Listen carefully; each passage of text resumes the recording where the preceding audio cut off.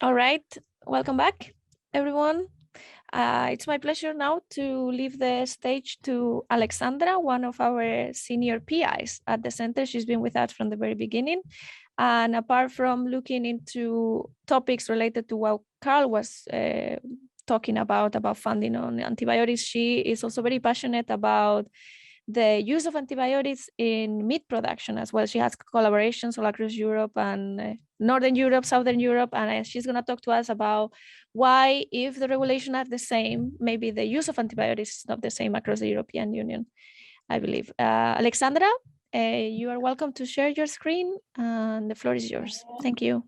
So, thank you. When Eva reminded me about this 1 week ago, I thought that I have to say something about the increasing prices on fuel, fertilizers, and feed, and how they affect the ability, how it affected the ability to go to low use of antibiotics. And that was like 7 days ago.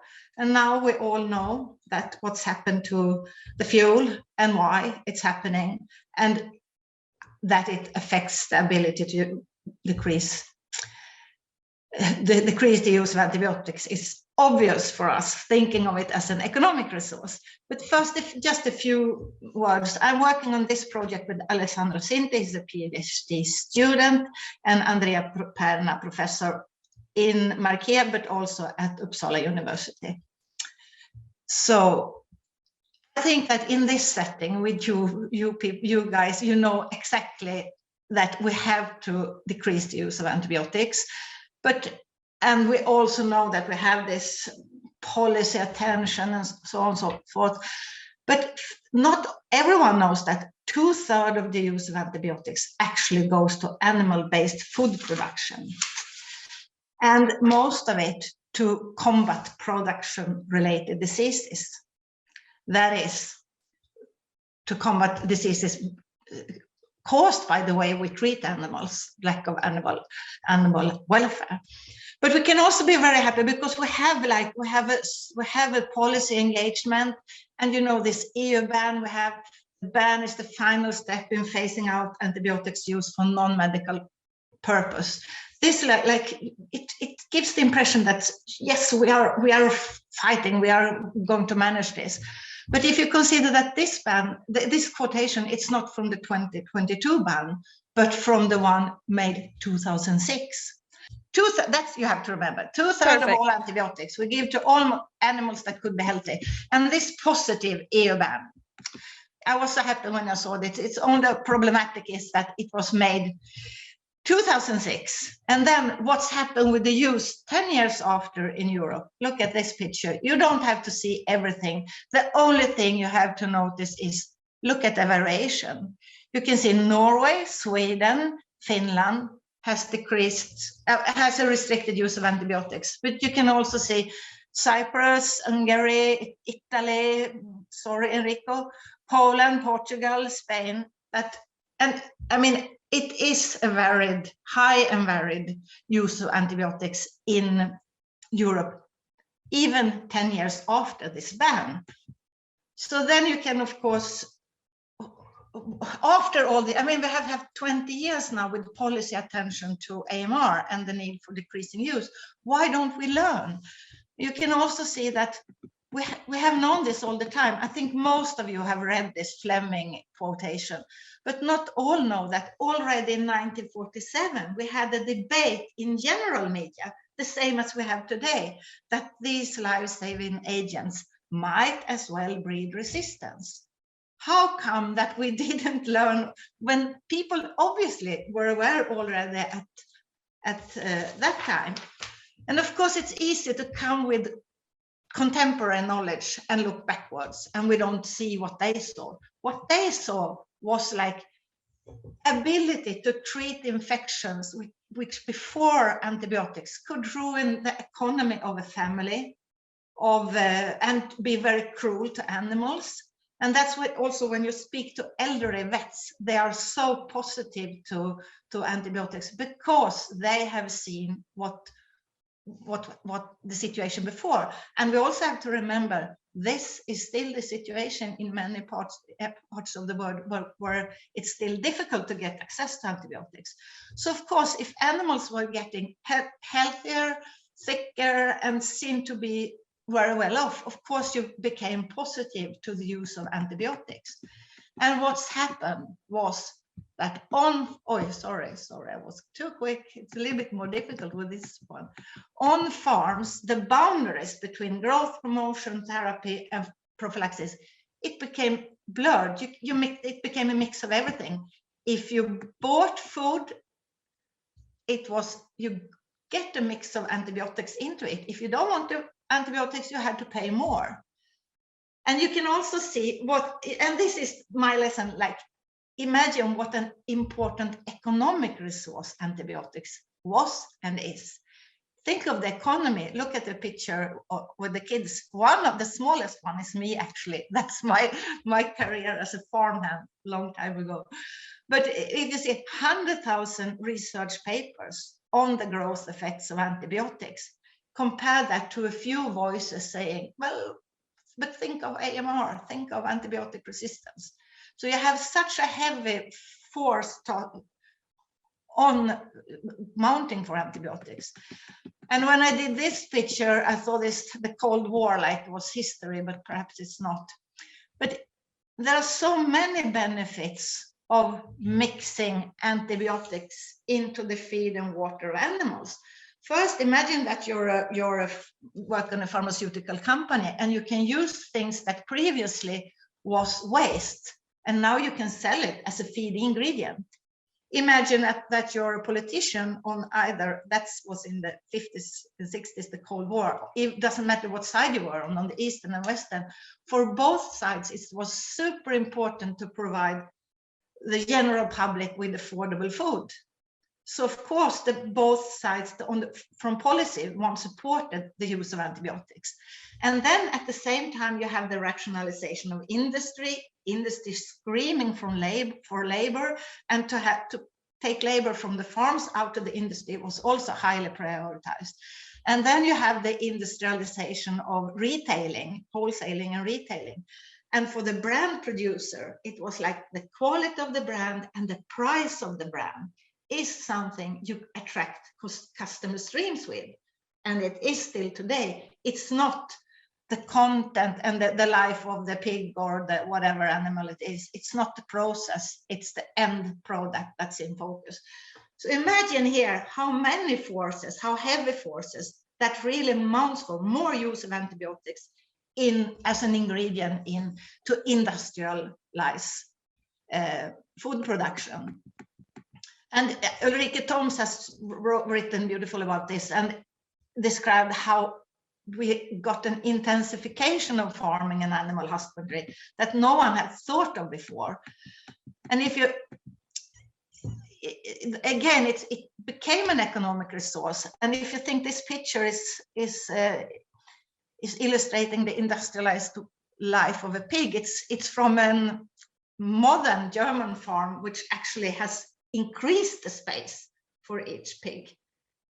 So what researchers engaged in this, in all kind of, doesn't matter if they are vets or if they are in social science or whatever, many are asking for, we must have more regulatory action. We must stop this by regulation.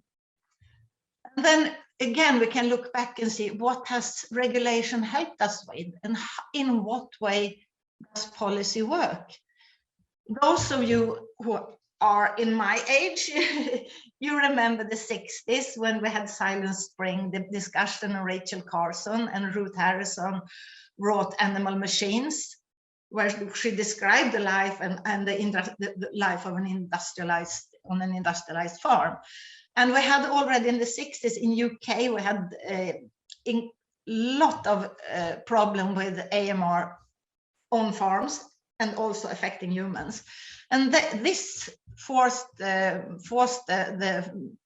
arrangement of the Joint Committee of the Antibiotics and Animal Husbandry and Veterinary Medicine report called the Swan Report. That was like the first policy report on AMR.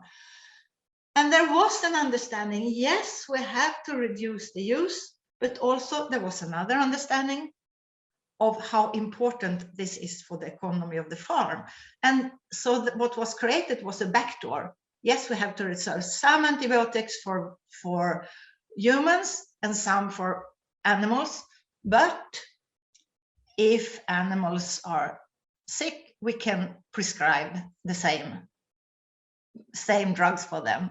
And internationally, it was adopted in Europe in what is the contemporary EU, but it was like a patchwork of different governments picked different solutions. So we didn't get any kind of international agreement. But then you saw the picture in the beginning that Sweden is different, and Sweden was different already at that time. In Sweden, we had a very, very late modernization of agriculture. It occurred in the 60s at about the same time as this intense environmental debate started. So not only activists were engaged, we had journalists writing almost every week from mid-60s during the 70s about different aspects of use of drugs in farming and all kinds of that. But you also have it trickled down into the farming setting. Farmers themselves worried about the situation. So what's happened in the early 80s, some pioneering pig meat farmers and the managers of Swedish Farmers Association started to engage in how to getting rid of this routine use of antibiotics. And now you have to remember the context. Sweden, we were outside EU. We had the state-protected agriculture. The farmers and the Farmers Association thought that if we change, then we will be compensated economically by our governments. That's what they thought. And you have to also to understand how resourceful the Swedish Farmers Association were. They owned like dairy slaughterhouses, wholesalers, and producer, and it had such a strong voice in the general debate, close connections to politicians also. So after some years of work, what they managed to do was the world's first ban of antibiotics in feed in 1986. That's before it became an issue on the global agenda. And we also got the new animal welfare law in 87, and that's super important because the animal welfare law stated that the animals have to be able to have natural behavior. You can't squeeze them into small boxes, because if you just have a ban on antibiotics in feed and you still can treat them like shit, the animals, then of course you can have to use antibiotics to cure this. And it's also interesting, it was this new law against the animal welfare law. It was also debated all over the world, but it was like a curiosity. Look at the Swedes, how cute, how kind they are to the animals. It was not understood as something that is necessary to get rid of antibiotics. You have to have these two regulations hand in hand. See how much time I have. Yeah, a little bit more. But the ban, when we had a ban in work in 86, it's like, I mean, like in the 18th century, take the wig of a person that never wash. You can see what it has covered up for. And during the first year with the ban, the mortality was increasing and there was a lot of more infection. But it started then an engagement. And imagine the work, the people engaged, the companies engaged behind things like new stable design, new equipment, new feed, new vaccine, new practices on the floor.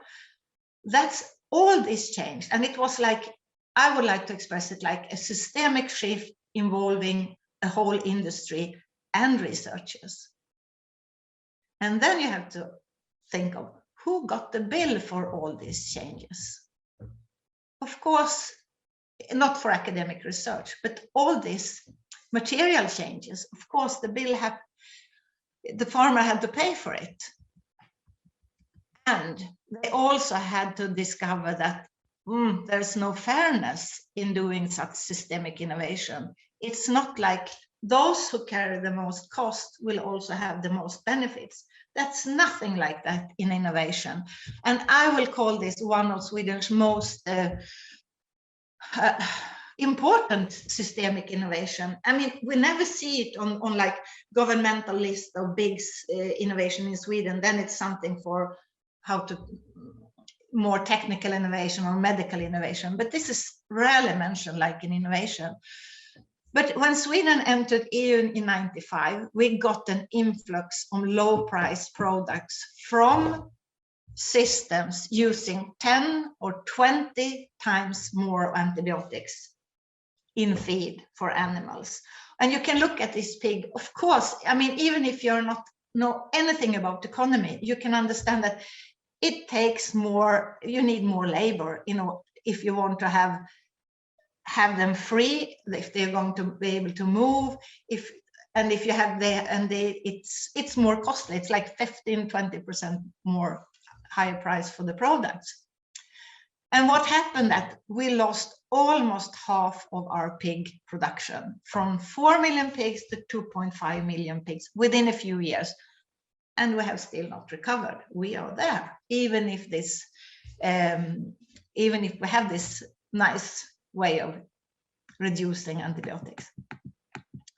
And we talked in the beginning how important antibiotics are for others. And if you consider the retail industry, nowadays you can see Swedish meat, but they didn't do anything from 1986 until 2014, when we had an EU election, and suddenly Swedish television made a program on Danish pigs, which are not the worst case in Europe, but they still have a lot of MRSA and they have using much more antibiotics than Sweden. And this was made a lot of people in the general public and consumers very upset. And there was one individual farmer or a retailer on the west coast of Sweden. He just stopped selling Danish food. He said, I won't sell it because they promote their way of production causes increase in resistant bacteria and so on. And one person can't change the world, but this was like it became a media attention in Sweden, but also of course in Denmark, and it was discussed everywhere in all large newspapers. And this event eventually made the big retail. There are 3 big retailers in Sweden, retail chains or wholesale and retail, and that's ICA, Coop, and Axfood. And not until 2015, that's fairly long time after we had the ban, they decided to have a policy where they should, but only for the central assortment, where they shouldn't procure products where antibiotics are used routinely. And I talked to one, for the farmers, they say that this growing antibiotic resistant awareness, this is quotation from one farmer, that's the best thing that ever happened to us. At last, we are compensated for all the work we have done to get rid of antibiotics. Suddenly, the customers are buying the Swedish products, even if they cost about 10-15% more than the Danish or the Irish or the German or the Italian products. So that's a change. But we do not export anything. It's only for the domestic production, and it's only 1% of the European pig production. So it doesn't affect the overall map. Do I have some more minutes to say something about Italy, or Eva? Yes, for sure. So again, we can hope. I think many people hoping again on the new EU rules coming into force came into force January this year, where we have the same regulation as before. We can't use medicated feed, but we can't use it as a preventative mean. And this the new ban mean, if we are going to live up to it in Europe, we have to move away from a farming system based on what Claire Chandler called an antibiotic infrastructure. And it means, again, remember now, we have increasing prices on fuel, on fertilizers, on feed, and we have at the same time a pressure to invest in order to get away from farming system based on antibiotic infrastructure. And then I can be pessimistic or optimistic, depending on how you see this. I just have to say a few words about the Italian dilemma. This is how we like to think of Italian food. It's one of the strongest brands in the world. I mean, if you say that you have an Italian buffet, people get happy because they know that they will get something really good. And we also have the image of the countryside pigs and outdoor life of the pigs. And imagine that you're going to this industry and say they're exporting 2/3 of the production and say, okay, but now we have to change and you have to invest more because we can't do it like this. And behind this beautiful touristic view, we have a very industrial production system. Those pigs, the black and whites, we have English large white dominates the production. 85% of production takes place in integrated firms, responsible for everything from the little piglet to the end project. And they also have what they call open cycle farming. It means that every specific stage of the production process is carried out on a highly industrialized farm. For example, when the little piglet is 3 weeks, it's taken away from the mother and transported to another farm specialized in fattening.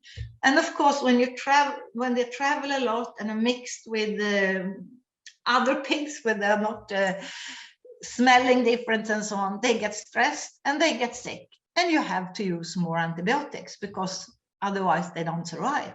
So the product, it's a highly industrial, it's more treated like an industrial product than an animal, I would like to say. And compared to Sweden, I show you in the 60s and 70s and early 80s, the environmental debate we had in Sweden. We didn't see anything like that in the English, in Italy. It was a debate, but it was more a social movement, and it like ecology was considered something for the nobility. It was nothing for ordinary people to think about. It was labor justice instead of animal justice. This is a very fast journey through Italy. But my colleagues, Alexandra and Andrea and I, we thought that now it's changing, because a few years ago, Rai TV made a program, Presa Diretta. It's like a Uppdrag Granskning in Sweden. And they made a program on the way Italians pigs are produced, how they use antibiotics, and also they did a visit to Sweden and talked to farmers, to researchers, to learn more about the Swedish way of doing this. And then we thought that, but now it will be, now it's happening.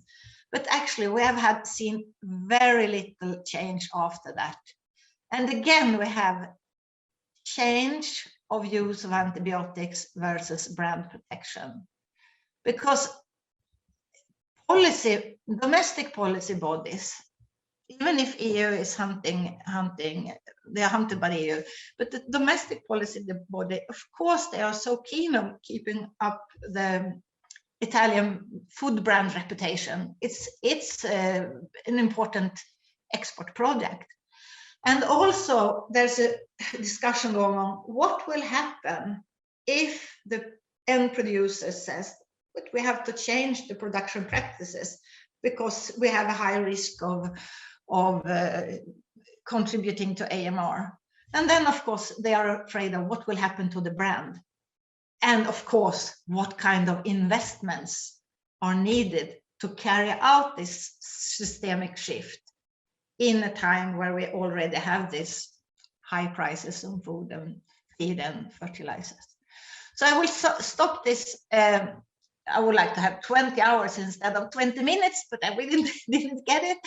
But I will stop this presentation by saying, yes, we have succeeded in one way. The need for change use of antibiotics. It's on the policy agenda and has been so for decades now. But first, it's focused on change of individual behavior, the individual farmer or the individual doctor and his patient. And we also have a recognition for new economic models. That's all people working in close to relation to UAC are aware of. But most of these new economic models, they are considered in relation to drug development or diagnostic development. But there are no new suggestion for new economic model that compensate for the investments that farmers has to be made on farm level in order to be able to decrease the use of antibiotics. That's it. Now I think I've used time efficiently. Nice. Thank you so much, Alexandra. It was a very interesting presentation. Obviously, it's very clear how antibiotics are so important for farming industry, and we might not have realized, how it's so intricated. It's not just about AMR, it's about animal welfare and other topics. Anybody, Isis is saying thank you so much for a brilliant and informative presentation. She enjoyed it. Anybody has any questions or wants to open a debate or a talk? I was thinking, I would just say it's the problem. I think one big problem with antibiotics that in the short run, it has so positive economic effects on other resources. Like you can utilize the space more efficient. You can have so many more animals on the same space. You don't have to have so many employees. You don't have to be biosecurity or hygiene. You can be like, you don't have to do that so efficiently. And you can, but that's only in the short time. And the negative effect doesn't come up for those who own the farms or absolutely not for the retailers who benefit from this. They want to have low price product. The negative effect comes in the healthcare setting. Mm-hmm. Yeah. So it's the healthcare setting and people like you that see the dark sides of using antibiotics in these ways, while all in the retail industry, the end consumers also benefits from this. I mean, it's not, and also the politician does it. It's not so easy to be a politician and say, now we are going to have a new law, but it will mean that all your consumers have to pay 15-20% more for the thing you will put on the grill on Friday evening. So it's from a social point of view, economic point of view, political point of view, so difficult. Mm-hmm. It's easier to, so that's what I say. It's a tragedy that it's such a good, or what you say, from a short-term perspective, efficient economic resource. Mm-hmm. Yeah, I was actually thinking, have you thought or have some ideas to comment on how these changes in the economic system that has to do with antibiotics in farming could look like? What are the proposed suggestions of how to change the economics around the use of antibiotics and the production of meat? I think that in Sweden, when we had when the Swedes did the first law, we are going to stop that. It was discussed that we should have the same requirement on import food. Mm-hmm. And then, of course, it would be protected because Norway did that. They have a really high taxes on import food, and they have the similar system as Sweden. So if EU had the same requirements on all member states, and if all member states have said yes, because it's the difference is, are the regulations something that you are going to follow, or are the regulations something that you're going to bypass as easy as possible? Yeah. It takes more than a regulation, I would say. It takes like a total mobilization from politician, retail industry. That's a really heavy factor in this. And also end consumers have to be prepared, like eventually they became in Sweden. So we might have to pay a bit more, but then on the other hand, we can have antibiotics that works for our kids when they grow up. So it's and it also takes some kind of level of education. It's different if people don't. I mean, the general, as my Italian colleagues, and Enrico is also listening here, the general awareness about antibiotic resistance in Scandinavia and Sweden, it's people know what it is when you say it. It's not obvious in all countries within Europe. Do you see a future or a way that there could be incentives for companies to actually perform better practices when it comes to antibiotic use? Is there any way that these companies can be incentivized to get into the movement? I think they can be incentivized if they know how do they get return on investment. If the end customers, like the consumers and the retail industry says, but then we won't buy from you, then we will actually buy from Brazil instead, because they continue, or from New Zealand. So we need to, if we're going to achieve something in Europe, we have to have the same regulation for all, and we have to have, or I think that Olof wants to say something, and we also have to, follow it. Olof? No, thank you. No, I'm happy to wait my turn, but if that turn has come, thank you very much for an interesting presentation. I had a question, which is about, I mean, to my mind, this fits very neatly into the overall sustainability discussion with the ESG scores that companies are now raising hell to get better scores for environmental pollution and supply chain efficiency and labor relations and the other things. So do you see that antibiotic use could get folded into that? Because then companies might start to respond. Oh, that was a good question. I hope for it almost. Because do you know in what companies in Southern Europe, those who are really large user of antibiotics, do you know what they want to do? They want to talk about sustainability because then they can tell the audience, the general public, like we have decreased our use of energy like this, and they can talk about we recycle and we do everything else except antibiotics. So that's what many, and it's also what I will not point to any specific countries because people get so upset when they hear about, but that's what many large producers try to do, that because sustainability is such a fluffy concept, it can be anything, like so that's what some of the biggest users try to do, like to escape through this talk about sustainability. Interesting. Unfortunate, but it's a interesting. depressing answer, sorry for that. Yeah.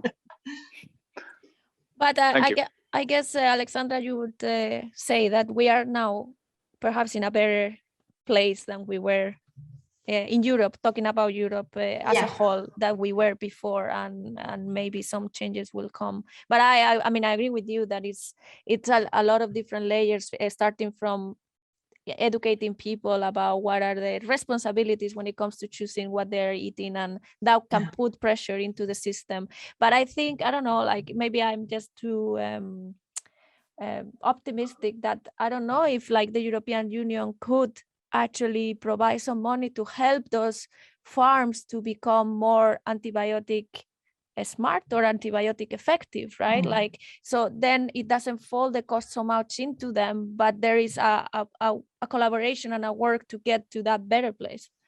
I think that one should be optimistic, and one of the most optimistic signs is that this is not rocket science. This is the solution. Is not what, like the problems most of you guys working at USC are searching for, new drug components and so on. We have the solution. It's practiced in like Norway, Sweden, and also partly like in Finland, and also Denmark is going in this direction. Not so far yet, but I mean, we don't have to search for new solution. It's just to that we have to use space in a different way, treat animals in a different way, educate people in a different way. So we have the solution. It's like it's to embed it into the whole industry. That's the problem.